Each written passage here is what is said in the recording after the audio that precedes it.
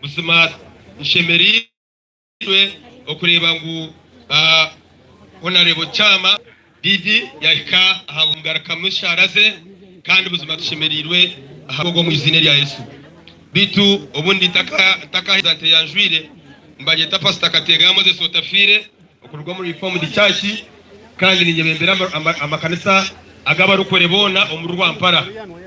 Haleluya. So ezo nazo niba bazaruhanga na Nyeihanga kizo mu izina ryo. Haleluya. So nanye natandikire akindebire ekindebire omukorogu okubirengu nguba izidi kutebekanisuba habo kuba mbirende omwe habo kutebekanisa ari ekindebire nane kinareba ahizoberi nane kinareba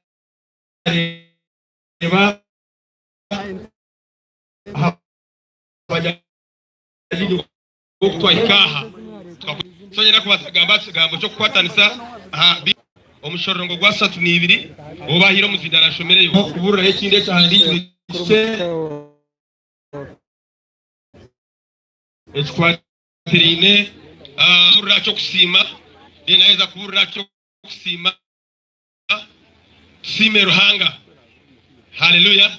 Okusima nikimayiso kusima ruhanga sogo mukoro gona tusima ruhanga munonga ahabwa mwani witu kandi uturukunda munongo mu rwampara okureba guruhanga mu hiro mu idara yamuteko mu idara irindi.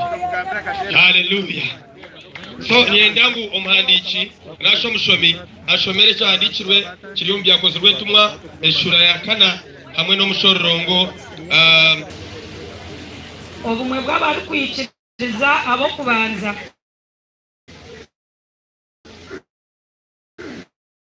obumwe bw'abari kwikiriza abo koraki abo kubanza shoma Biblia namemwe omuribo tariho owabira ino bunyakantu aha bintu bye bakaba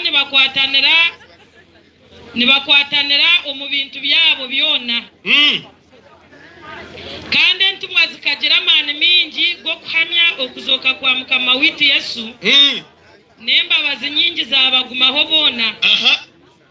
Omuribo tino wabirayine echakenire ahabo kuba babirebine ebibanja nari amaju bakabitunda ba leta empiha ezabirugiremu bazita ahabigere byentumwa bazi baganisa